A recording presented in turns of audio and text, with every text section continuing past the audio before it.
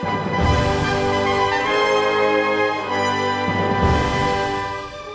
guys, what's going on? This is Roth with Eric. Welcome to Watchers on the Wall. Watchers on the Wall. Da-na-na-na-na-na. Let's talk about the premiere episode of Game of Thrones Season 5. Yeah. Full spoilers. Full spoilers, yeah. So if you haven't seen it yet, go watch it, then come back and join us. It'll be fun. I, once again, am representing House Alcohol. Yeah. With a little Game of Thrones beer, and he's being Eric with Fifth water. Fifth vodka.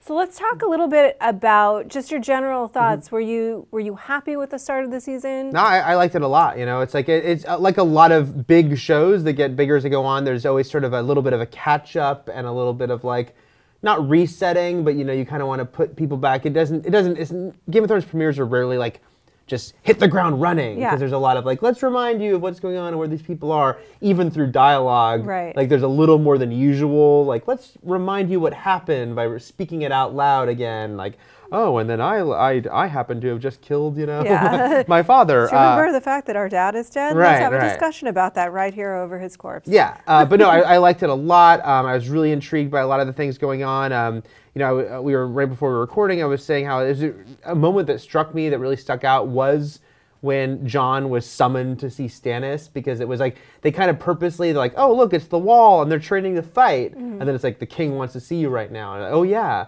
Stannis is there with them. Right, and that's going to change these dynamics quite a little bit. That changes everything about what life is like at the Wall for them. Yeah, and I think it also serves as a good reminder that even at the Wall, this place where they're supposed to be like separated from the politics of the lands. Right. Politics is still very much a part of their reality, not just in terms of Stannis being there, but the inner workings of their politics. Yeah.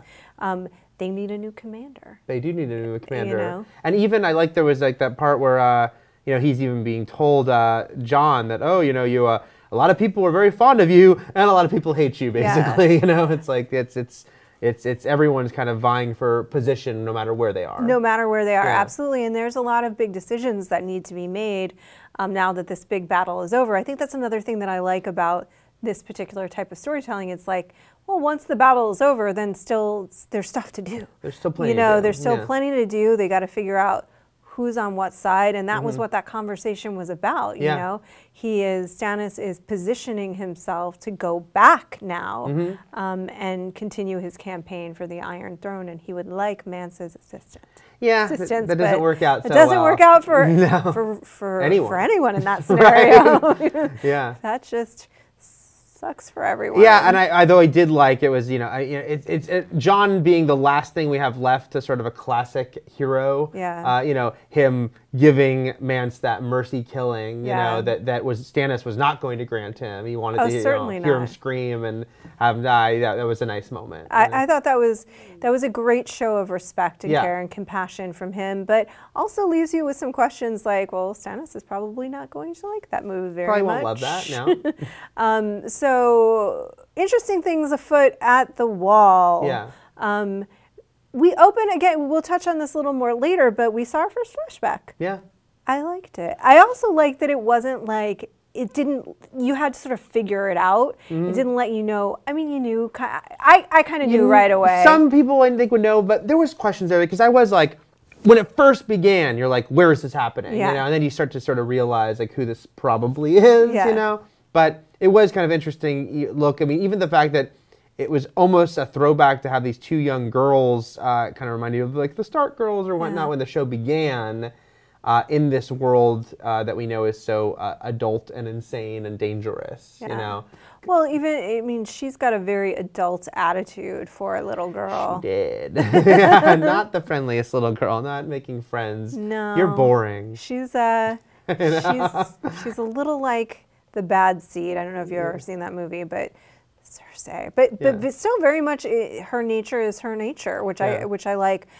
We see the prediction. We'll talk about that a little bit more. What do you think of the prediction? I think the fact that they chose that to be the very first thing that we see, I think sets it up as a very important theme throughout the rest of the season, which it is. Yeah, it was certainly notable that it seemed to be implying that all her kids were doomed. She's down one, If it didn't seem to sound like things would be great for our other two kids, too. It does not sound that way, but the interesting thing is, like, well, how the reliable? Wording is shaky, yeah. And the wording is shaky. It's like, oh, maybe that doesn't mean exactly what it sounds like it means, and maybe this isn't such a reliable source. Yeah. I mean, I don't know if I'd trust like random psychic in the woods, you know?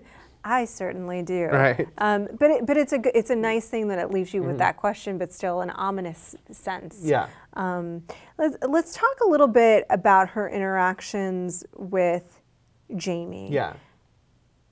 It's the weirdest thing that you kind of have to feel for him as a man with his lover. His sister lover. Sister lover. Yeah. That's the oddest thing about their... Well, the oddest thing about their relationship is the fact that they are lovers and twins. Right. But the thing is, you have so much compassion for Jaime as someone who's clearly so in love with someone who isn't at the moment really returning that affection. And she just cuts him down and makes him feel so small. Yeah. And he's done this thing that she's going to, by letting their brother go, who she detests so heartily and thinks killed her son. She's going to make him pay at every turn, and he's right. You know, like, the world is going to try and tear us apart, and you're letting them. Yeah, yeah, and obviously she never had compassion for Tyrion at all. No. So it's easy for her to just completely, I mean, because you know Jaime's got to feel all messed up because he does love Tyrion, but he also had a relationship with his father and didn't want his father killed, even though that was a troubled relationship itself. Absolutely. So yeah, you do feel for Jaime because there's no right answer here for him. He didn't want to keep he wanted to let his brother die. Yeah. But then he set his brother free, and his brother killed his father. Right, so. And she's just kind of like, your stupidity killed him, not our stupid little brother. Right. That's her words. Right. And they're not quite her words. So let's talk about Tyrion.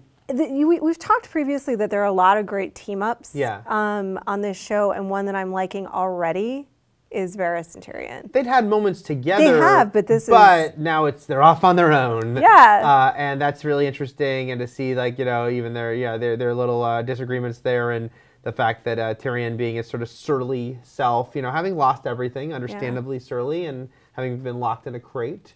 But, you know, there's now this sort of like new potential mission brought up, you know, with him saying to Tyrion, look, you know, you're never going to be on the throne, and Stannis is too harsh, but who's out there maybe? That we could like together. And it's interesting, and I like the fact that he's sort of pitching him not just on Daenerys as the queen, but pitching him on himself as a man who can rise to the occasion and do what needs to be done for the greater good. Yeah. Because I don't think that that's how Tyrion sees himself, and I certainly don't think that's how he sees himself right now. He just wants to drink himself to death. He's depressed. He's not seeing any of his own positive attributes, you know? But, he's not, but, you know, it's a great point about, like, you have accomplished a lot, and you have these strengths, and then, look, we've talked before about, it's so exciting on this show because the characters are so separated to have them come together, or the potential for them to come together. We've all seen the poster to season 5. Which is Tyrion looking at that dragon, which gives you a big hint about where he's headed. Right. Well, I mean, they say, like, you know, she's Dany is like maybe his possibility there to help sort of get her there. Something we've all wanted is for her to get to Westeros. Yeah, and I think that it's going to be interesting to see his take on her. Yeah. Because I don't think it will be what any of us would think. Well, yeah, we'll just the idea of seeing them on camera together is exciting for me. You know. And then finally, let's talk about her a little bit. A little bit of trouble in Paris. You know, she's come in, she's taken down this big symbol of slavery, and yet, again, we've talked about this before, that does not mean that all the problems are solved.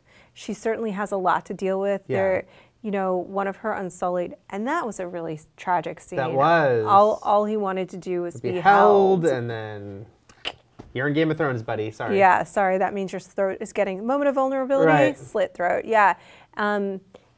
So we've got another player in the field, which is the Sons of the Harpy. It's going to be a lot for her to deal with. Yeah, and then meanwhile, she's got this whole thing of the fighting pits and the idea of, hey, you know, you've taken a lot from what was these people's lifestyle, so give them back this, and how hard that is for her because she's being asked to put back something she finds reprehensible, but you know, finding that balance because she's already taken away slavery. Which I think we're all on board with that being the right move. Yes. But the fighting pits thing is it like, you know, you can't take everything from these people, what their life was. You have to give them this back at least.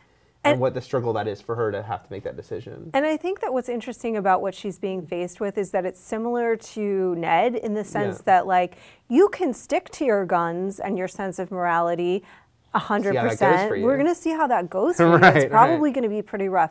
If you're going to be the queen, that is a political position as well, and you are going to have to make some choices and political moves. What are they going to be? You're going to have to make some compromises. But right now, she is just unrelenting in her point. And I'm not saying she's wrong. I'm just saying it's going to be a rough road if you're going to try to stick to your guns quite that much. One more player in the field is the Sparrows. Very interesting little look at fundamentalist religion in this world. A reminder that Cersei was sleeping with her cousin a couple seasons ago, you know, in between sleeping with her brother. And it's like, don't forget, she's very friendly with her family. Yeah, and he comes in as having seen the light for as he sees it, enjoying this sort of, I don't want to call it a cult. Seems kind of like a cult. But certainly a highly religious organization, and wants to have a very direct conversation with her about being somewhat culpable in the murder-ish of the king. It wasn't a murder, it was murder-ish. Murder-ish, I like the word, so that's not something she's going to be fond of discussing. She's just going to immediately deny having any knowledge of what he's talking about. But clearly, this is going to be a thing that is significant in the season. And there's a lot of reminders also, we should say, back in King's Landing of like who's supposed to marry who. And you know, Marjorie now, you know, with Joffrey dead, it's like, oh, you're going to marry his brother. But then Cersei is supposed to marry Marjorie's brother, you know? Who is busy sleeping with his... Oliver. Yes, with his lover, to which Marjorie says, you need to watch it. Which was kind of a fun scene for Marjorie as far as like, you know, just kind of walks in, is like, you know, all right, let's talk about this, you know? There's certainly an interesting enmity between Marjorie and Cersei as well, and that played out, of course, last season. But now Marjorie's really going to be in more of the power position. Because... she's once again could be queen, and Cersei is just queen mother, which is not quite queen. No, and then we got some little looks. We got Sansa and Littlefinger, and you know, a little more about, you know, what's going on with them and that sort of twisted dynamic, you know. And he has become like he was last season, her mentor. And that sort of, you know, he says he's taking her away, which is a big change, but he's taking her away to where Cersei can't even reach her. Where is that? We have to ask. I don't know. But you let us know what you think. I mean, there's plenty of possibilities, and certainly there's some hints from what we've seen in the trailers that we can speculate on, and you can speculate on in the comments below.